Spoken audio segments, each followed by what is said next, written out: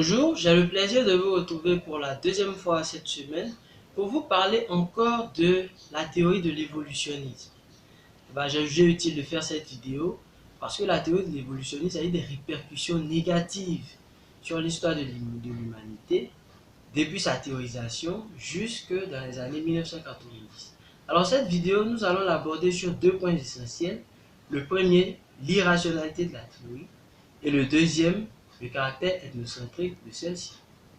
Alors, comment évaluer l'irrationalité de la théorie de l'évolution? Il faut dire que chaque société se développe en fonction de son contexte géographique, en fonction de son contexte culturel et en fonction de ses besoins. À titre d'exemple, Charles Darwin, quand il élabore sa théorie de l'évolutionnisme biologique, il dit la nécessité crée l'organe. Cela veut dire que, par exemple, un oiseau va développer des ailes à partir du moment où il aura besoin de voler. Et c'est la même chose pour la société. Si on n'a pas besoin de route, je dis peut-être, c'est juste un exemple. Si on n'a pas besoin de route, on ne va jamais en créer. C'est un truc comme ça. Et je vais prendre l'exemple du signal de fumée des Amérindiens. On le voit souvent à travers les dessins animés, mais c'est quelque chose qui est réel. Les Amérindiens communiquaient avec ce signal de fumée. Et ce signal de fumée est à peu près pareil avec le télégramme aujourd'hui. C'est deux technologies différentes, mais qui ont pratiquement le même but. Donc on ne peut pas se baser sur la théorie de l'évolution pour dire, parce que toi tu n'as pas telle technologie, ou bien parce que ta technologie n'est pas comme la mienne, donc tu n'es pas du tout développé. Voilà un peu l'irrationalité de la théorie de l'évolution à ce sujet. Et je prendrai un deuxième exemple, l'exemple de la société précolombienne. La société précolombienne c'est l'ensemble des sociétés amérindiennes aussi qui vivaient avant l'arrivée de Christophe Colomb en 1492. Ces sociétés, on les reconnaît le plus souvent à travers les Mayas et les Incas. J'en ferai des vidéos sur ces deux peuples magnifiques. Alors, ils avaient des systèmes de communication très performants. Ils avaient une architecture sans précédent. Néanmoins, les Espagnols ont trouvé que c'était des personnes qui n'étaient pas civilisées. Et comme on le sait, ça aboutit sur le mercantilisme aussi qui sera abordé dans une autre vidéo. Il y en a beaucoup à dire. Voilà un peu quelques exemples pour prouver qu'une société peut évoluer en fonction de sa trajectoire. Elle n'est pas obligée de suivre une trajectoire universelle. Donc les sociétés ne se développent pas. Il n'y a pas de tracé. Il n'y a pas un seul tracé pour l'évolution. Non, il y en a plus. Il y a plusieurs chemins qu'on peut emprunter pour se développer. Maintenant, nous allons voir un peu le caractère ethnocentrique de la théorie de l'évolution. Abordons désormais l'ethnocentrisme de la théorie de l'évolution. L'ethnocentrisme, c'est le fait de considérer sa culture comme étant supérieure à celle des autres.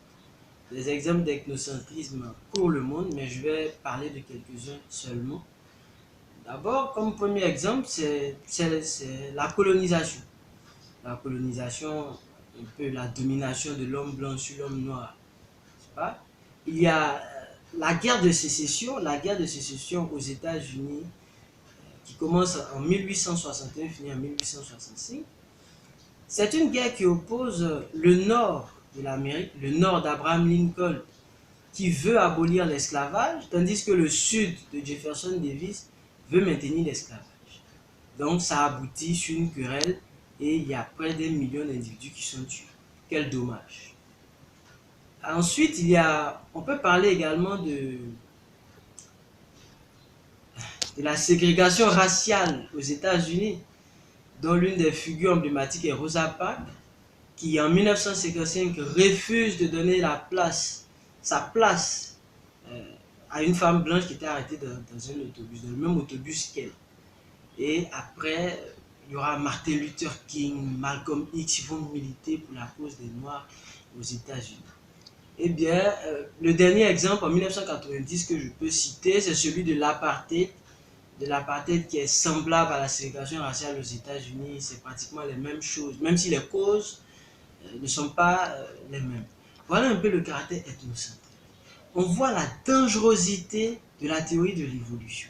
La théorie de l'évolution qui créée en 1800, pardon, aujourd'hui, elle a des répercussions sur nous jusqu'en 1990, peut-être même encore. Donc, c'est vraiment dommage. Voilà pourquoi j'ai décidé de faire une vidéo spéciale pour parler de la dangerosité de cette théorie et tout ce qu'elle a pu occasionner sur l'humanité.